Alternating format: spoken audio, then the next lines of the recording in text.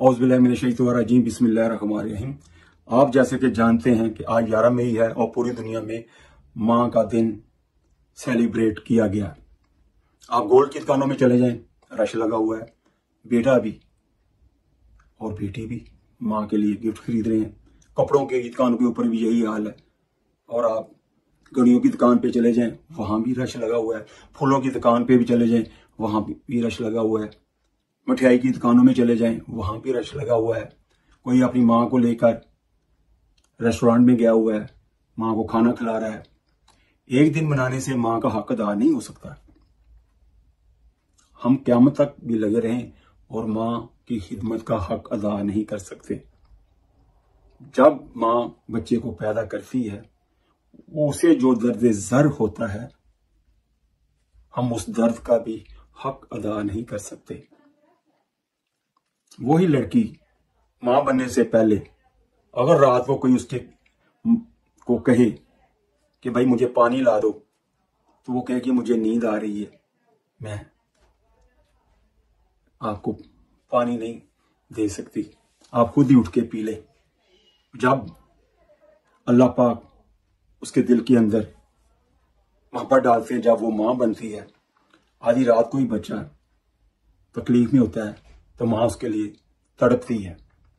जब बच्चा बिस्तर पे पेशाब कर देता है और माँ उसको सूखी जगह पे सुलाती है और खुद गीली जगह पे सो जाती है।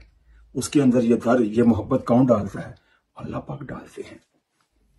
अल्लाह पाक ने जब माँ को बनाने का फैसला किया तो फरिश्तों को हुक्म दिया, चांद की ठंडक, शबनम के आंसू, बुलबुल के नगमे, गुलाब के रंग, चकोरी की तड़प, फूल की चमक, कोयल की कूक, समुंदर की गहराई, दरियाओं की रूहानी, मौजों का जोश, कहकशां की रंगीनी, जमीन की चमक, सुबह का नूर और आफताब की रोशनी को जमा किया जाए, ये माँ की तहलीक की जाए। जब माँ को अल्लाह पाक ने बना लिया तो फरिश्तों ने पूछा, ऐ हमारे रब, इसमें आपने अपनी तरफ से क्या शामिल किया? तो अल्लाह ताला ने फरमाया, मोहब्बत, मोहब्बत, मोहब्बत। मैं माँ की खिदमत में सुनहरी अल्फाज में कुछ और पेश करना चाहता हूं। आए मैं आपको सुनाता हूं।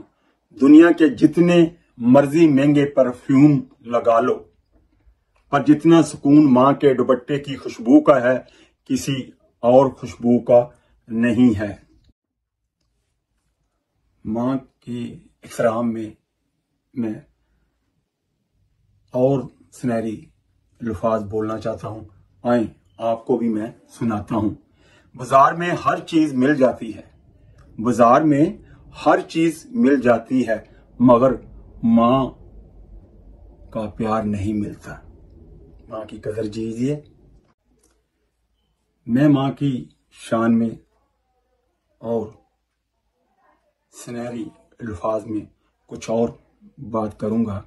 यहाँ पर माँ और बच्चे की आपस में गुफ्तगू मैं आपको पेश करने लगा हूं। माँ ने अपने छोटे से बच्चे को एक पुल क्रॉस करते हुए कहा, मेरा हाथ मजबूती से पकड़ लो। बच्चा बोला, नहीं माँ, आप मेरा हाथ पकड़ लें।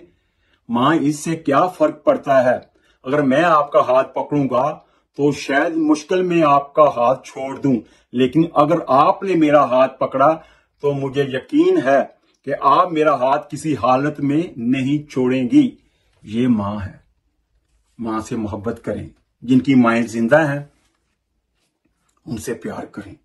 जिनकी माएं इस दुनिया में नहीं रही, उनके लिए दुआ करें। अल्लाह पाक उनको जन्नतुल फरदौस में जगह अता फरमाए। मैं दुनिया में जितनी भी माएं हैं और जितनी इस दुनिया से जा चुकी हैं, मैं सबको सलाम अर्ज करता हूं। माँ एक अजीम हस्ती है। मैं माँ की दुआ के बारे में बात करता हूं। तो जब माँ दुआ करती है तो वो सातों आसमानों को चीर कर अर्श पर जाती है। आए मैं आपको एक वाकया बताता हूं, उसका मफहूम बयान करता हूं। मूसा अलैहिस्सलाम बनी इसराइल के नबी थे। एक दफा अल्लाह पाक ने उनको दूसरी जगह जाने के लिए कहा और साथ अल्लाह ने यह भी कहा कि मूसा पैदल चले जाओगे या सवारी का इंतजाम करें। ये मुझे और आपको समझाने के लिए अल्लाह पाक ने कहा। मूसा अलैहिस्सलाम को समझाने की जरूरत नहीं थी।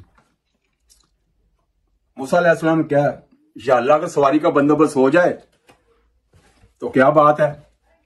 अल्लाह पाक ने कहा फलां जगह पे हमारा एक आदमी रहता है, उसको जाके मिल लेना, तेरे लिए सवारी का बंदोबस्त कर देंगे। यहां पे मैं आपको मां की अजमत बताने लगा हूं कि मां की दुआ के अंदर कितनी ताकत है। ये सुनो सारो, जो मां से प्यार नहीं करते और जो करते नहीं है, जो नहीं करते तो वो करना शुरू कर दें। देखिए मां की दुआ के अंदर ताकत। मूसा अलैहिस्सलाम गए, उस आदमी को मिले, वो बुजुर्ग थे, तो उनको पता ये मूसा अलैहिस्सलाम है। तो उन्हें पूछा, मूसा अलैहिस्सलाम क्या हुक्म है मेरे लिए। फरमाया कि अल्लाह सुब्हानहू तआला ने कहा कि फलां मेरे आदमी के पास चले जाओ, तुम्हारे लिए सवारी का बंदोबस्त कर देंगे। तो उस शख्स ने बादल की तरफ इशारा किया और बादल नीचे आ गए। मूसा अलैहिस्सलाम कहा इसके अंदर आप खड़े हो जाएं, ये जहां जाना आपको ले जाएंगे। हो वाह मां, हम तेरी कदर नहीं कर सके, हम आपको समझ नहीं सके। मां क्या हस्ती है। मूसा अलैहिस्सलाम अल्लाह से कलाम करते थे, लाडले नबी थे। आपने कहा या अल्लाह, इसका क्या ऐसा काम है, किसने बादल को इशारा किया, बादल नीचे आया बैठा और बादल मुझे ले उड़ा। सुनो मां की दुआ की ताकत। अल्लाह ने क्या, मूसा इसकी मां ने मरते वक्त दुआ की थी, या अल्लाह आज तक मेरे बेटे ने मेरी नहीं मोड़ी तो तू इसकी ना मोड़ना। हमने इस वक्त इसकी मां की दुआ को कबूल किया। ये जो भी बात कहता है हम इसकी मां की दुआ को देखे हम इसकी बात को मानते हैं। यह है मां की दुआ। मैं आपको अपना वाकया बताता हूं। मैंने अप्लाई किया हुआ था अमेरिका का वीजा, तो मैं वहां से आया, अमेरिका का वीजा मेरा रिजेक्ट हो गया। मैं घर आया, देखा तो एक औरत वालदा के पास बैठी हुई थी। तो वो कह रही थी बाजी आपने ये पढ़ने के लिए बताया था, मेरी जो नूंह है और मेरे बेटे की आपस में सुलह हो गई है।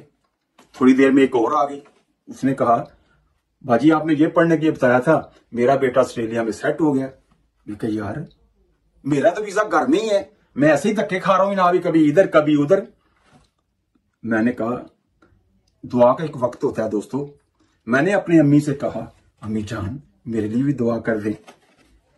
मां का दुआ करने का अंदाज देखें आप यार। अम्मी ने कहा या अल्लाह इसके भी सर के अंदर मिट्टी डाल दे, लगा दे इसका वीजा। मेरे 10 मिनट के बाद मेरा एक दोस्त आया, बचपन का था। उसने कहा ऐसे ऐसे मैं अपने भाई को भेज रहा हूं कनाडा, तो तुम भी पासपोर्ट दो। तो मैंने तो उसका कहा यार मेरे पास तो एक पासपोर्ट था, उसके ऊपर अमेरिका ने वीजा रिजेक्ट कर दिया। थोड़ी देर सो गया, उन्होंने कहा हाँ मेरे पास एक सियालकोट का पासपोर्ट पड़ा हुआ है। उसने कहा चलो यार मुझे वही दो। दिया। विदिन 1 वीक के अंदर मेरा कनाडा का वीजा एम्बेसी से लगकर घर आ गया और आज मैं आपके सामने हूं और 37 ईयर से कनाडा के अंदर मैं रह रहा हूं। ये है मां की दुआ। जब हम बच्चे थे या कह रहे थोड़ी समझ आई तो मां ने टोकना किसी बात से तो समझाना, तो हम कहना हम तो मां समझदार है, क्या तू बार बार हमें टोकती रहती है, ये ना करो वो ना करो। तो मान के आज मुझे वो लफ्ज याद है। मां ने मुझे कहा कि बेटा जब तुम्हारी औलाद होगी ना तो फिर तुझे समझ आएगी। तो आज जब मेरी शादी हुई, मेरे बच्चे हुए, तो आज मुझे समझ आई कि मेरी माँ जो थी वो ठीक कहती थी। अब मैं आपको जनाब रसूल पाक सल्लल्लाहु अलैहि वसल्लम का एक वाकया बयान करता हूँ। आप 5-6 साल के थे जब आपकी वालदा अल्लाह को प्यारी हो गई। तो एक मौके पर उन्होंने साहबा रजी अल्लाह तआला अन्हो के दरमियान बात की, उनकी मजलिस में मफहूम बयान कर रहा हूं। तो आपने इरशाद फरमाया कि मैं आज मेरी मां जिंदा होती, आज मेरी मां जिंदा होती तो मैं इशा की नमाज मसल्ले पे पढ़ रहा होता और मेरी मां कहती ए मोहम्मद सल्लल्लाहु अलैहि वसल्लम, और मैं नमाज तोड़कर हाजिर हो जाता। जी अम्मी जान, मेरे लिए क्या हुक्म है? आपका कोई भी जरूरी काम हो, मां से ज्यादा जरूरी नहीं है। अगर आपके माँ बाप जिंदा हैं, उनका एहतराम करें, उनकी इज्जत करें। अगर गुजर गए हैं तो उनके लिए सवाब दुआ करें कुरान पढ़कर।